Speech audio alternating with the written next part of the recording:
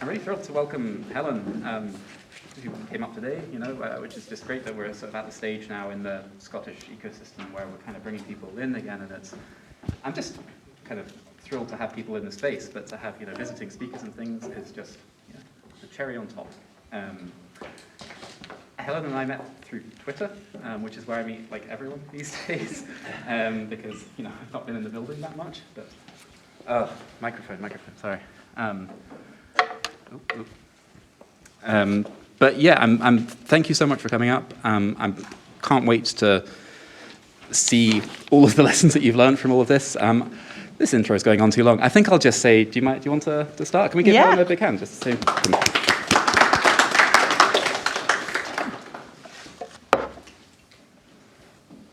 Yeah, let's just switch to video input. There we go.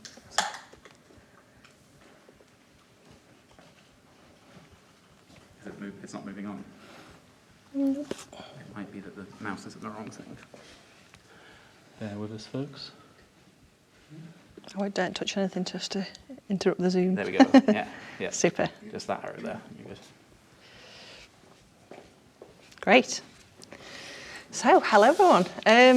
It's actually lovely to be here, actually in person at a meetup for a change. As Ollie mentioned, I've come up today and I'm having a little bit of a tour of Edinburgh over the next few days.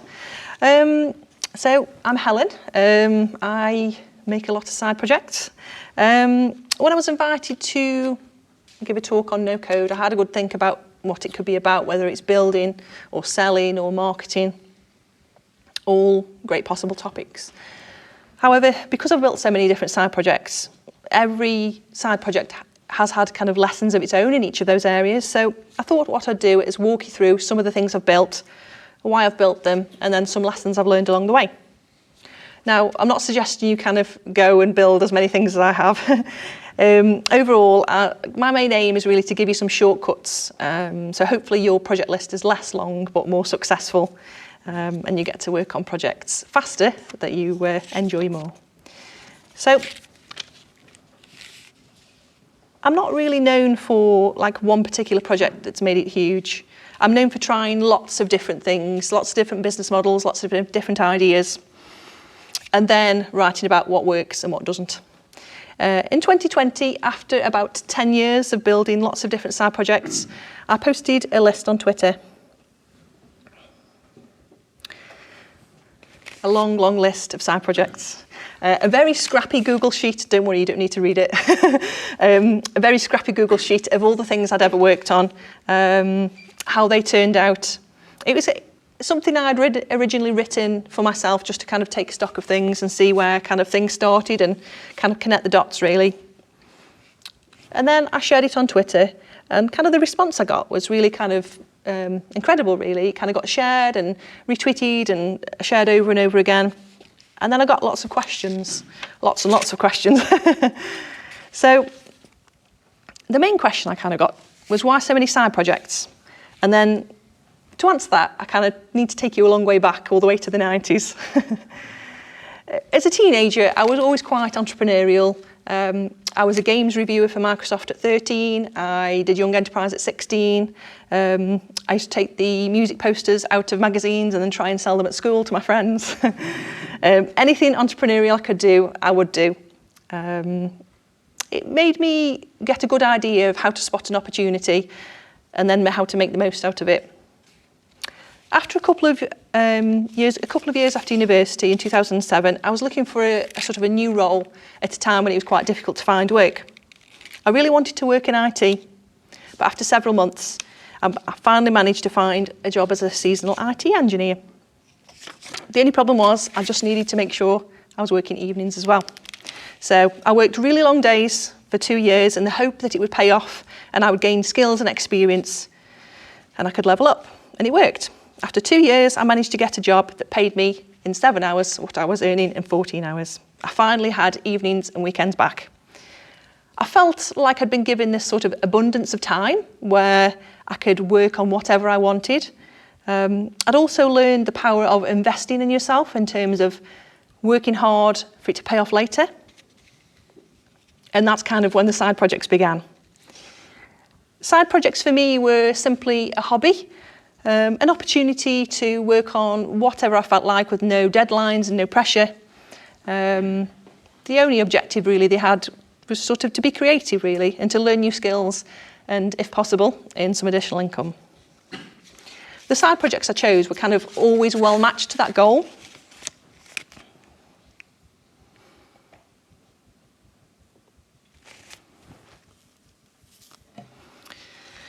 So, one of the main lessons I wanted to share with you today is to make sure your side project actually matches up to your reason why. I speak to so many people who have amazing goals to replace their entire income in like a year or 6 months, and then they're selling a $6 product. They're confused when the maths doesn't add up, and the trajectory seems painfully slow. However, if your goal is to transition away from being paid hourly to slowly creating a catalogue of passive digital products, then layering up a catalogue of $6 products makes perfect sense for your reason why. Be sure to check where you're headed and make sure that the product and project you're working on is actually going to get you there. The 3 times out of the very long list, I actually chose to create a profitable business. I picked products and projects that would match with that aim. Each time I chose a high ticket sales service-based business that was automated with no-code tools as much as possible. And then it's no coincidence that those projects were the sort of most profitable ones to date. They were IT contracting, which I still do to this day, wedding photography, which I worked on for 7 years, and a podcast transcription service called PodWords, which was completely no-code. I sold PodWords off in 2018. So coming back to that question again, why so many side projects? The reason is that my goals and aims changed over time, and so did the projects. Each project had its own reason for being started, and it's important to be clear on that when you begin. So, Found Camera was one of my earliest no-code projects. I think it was around sort of 2012, something like that. At the time, people were using social media to create viral posts in order to help return a camera that they found to their owners. They were posting a couple of pictures from a camera roll and hoping that their social network would kind of spread the word around. And if it was shared widely enough, it would find its way back to its owners and a good news story would be created. So I kind of noticed that this was kind of like a type of viral content that could have its own home somewhere online.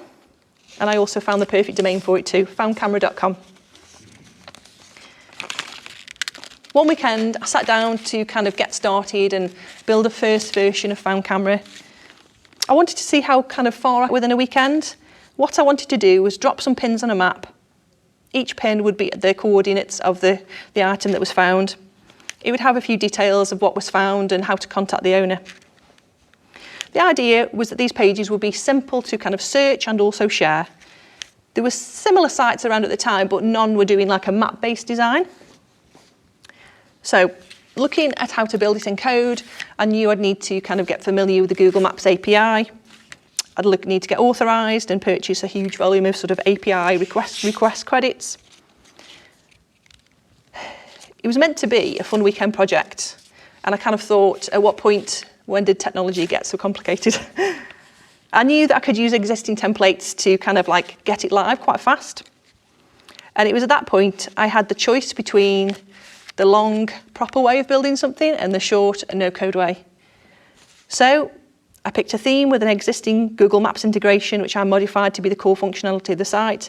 I added some plugins and automations that accepted submissions, made authorizing approval simple, and also sending emails back and forth. And then I started to add some content from the various social media posts I'd found. I woke up the next morning and found the site was already getting submissions from people around the world. I hadn't realised it at the time, but the domain I'd chosen was already ranking highly for keywords that sort of matched the purpose of the site. It taught me about the power of picking a good domain and SEO. I kind of kept the site for around about 4 years or so. I tried a few different attempts at monetization, AdSense, affiliate sales. They worked a little bit, but nothing great. I realised I just didn't necessarily have the skills in marketing, and that's what I needed to learn next.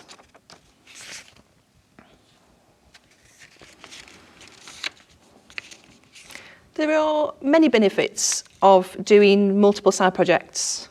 You can't choose where it rains, but you can choose how many seeds you plant. This simply means that you can't choose which of your projects are going to get traction and when, but you can choose how many attempts you have and how long you're willing to wait. You are in complete control of how many tries you have, whether that's pivots with the same project, whether that's putting something on hold and relaunching it at a better time, or just continually trying new things. Each new attempt is an opportunity to increase your surface area for luck. This is really important in the early days, especially when you're just getting started and you're kind of a little bit unsure about what you want to build.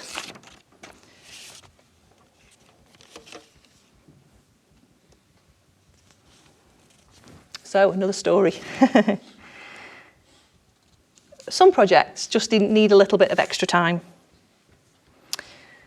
One project I created was a physical product called Office Hours. It was a deck of question cards to help people prepare for tech incubator or accelerator interviews.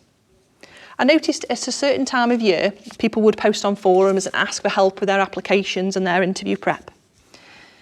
Most of the time, people would just respond with a couple of links to some blog posts here and there. Nothing very interesting. So I decided to go out and gather as much information as I could. I gathered all the questions from all the tech incubators and accelerators I could find into one spreadsheet, and then I put it into an interesting physical form factor, a card deck. I got card layouts prepped and branding sorted. I created the website and connected up the payments processor. I created a digital version to download. I even found manufacturers and got quotes ready. I got everything ready and then did nothing with it. It wasn't quite the right time of year anymore, and I would have to spend some money on the first batch of inventory, which I didn't really want to do until I had fully validated the idea. Maybe an incubator could purchase some for their applicants, perhaps. So I waited and waited, and a whole year went past, and it was kind of coming round to that kind of right time of year again. And I noticed that Ryan Hoover from Product Hunt had posted on Twitter and offered some help to anybody applying to Y Combinator. This felt like a good opportunity, so I just dropped him an email and I sent him a link to Office Hours. It had kind of been live for an entire year with doing nothing in the background. And I just asked if he had any contacts at Y Combinator that I could reach out to. A few hours later, at 2 a.m, he wrote back and said, "This is really cool, you should probably launch it on Product Hunt, and I'll help spread the word." It wasn't quite the reply I was expecting, but it was definitely an opportunity not to miss. So at 2 a.m, I created a Product Hunt launch page and set it ready to go at 8 o'clock in the morning, and I headed off to my day job. If I got more than 10 pre-orders, that would fund enough for the first box of inventory. So I'm at work, it rolls around to break time, and I'm checking sales at every opportunity I get. First I got 5, and then 10, and then 12, and then 15, then 20, and it just keeps going.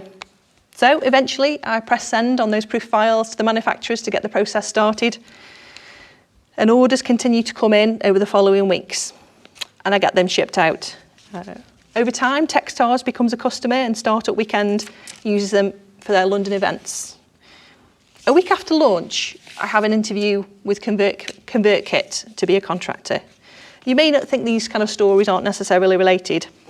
However, during the interview, they kind of say that their team members all kind of have side projects, and then they ask me if I've got any.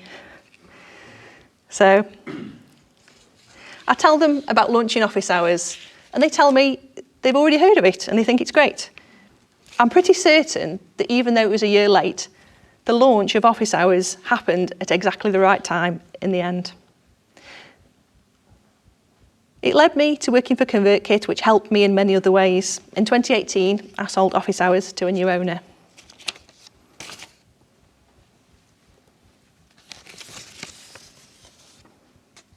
Another misconception of starting lots of multiple projects is that it takes you back to square one.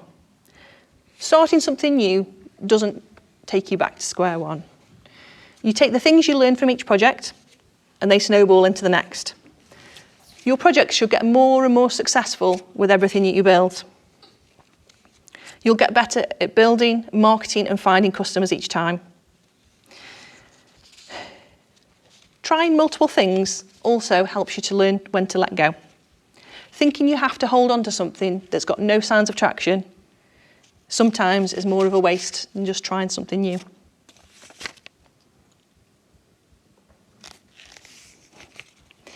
It was letting go of projects that helped me to get the most out of them. It was only when I sat down and wrote that list and I evaluated them, I could see what current state they were in and I could understand what to do with them next. When the wedding photography business wrapped up in 2017, we'd been continually reinvesting in the business and the equipment. So when the equipment was sold off, I could finally put a deposit on a house. That made me realise I needed to squeeze the lemons of every single project in order to see what the benefit could be. Sometimes it's only when you crystallise the assets you actually see a return. We all have unfinished projects I encourage you to reflect upon, reevaluate, and possibly even resurrect. I encourage you to take a look and see what there is in what you already have. If you have projects that are unfinished, find a way to finish them in whatever possible way you can. You can learn a lot and you'll never know what the outcome will be. A new job, a new connection, a new idea. There are lots of different ways actually to finish a project. You can consciously decide to close it all down, tie up those loose ends and free up resources for something new. If it's a complete failure, the very least you can do is write a blog post and it might help you to grow your audience. If you've got a project you're still interested in, maybe it's time to fix it up and relaunch it at the right time. If the interest really has gone, but you're pleased with what you built, you could put it into maintenance mode. Projects like that are a fantastic example, and they become a really good portfolio project. Another option is to package up the assets and then sell it on to someone new. Then you can use that capital to fund your next move. Decisively reaching a conclusion on each of your projects is fantastic for motivation. It teaches you where your strengths lie and helps you to see a clear path forward.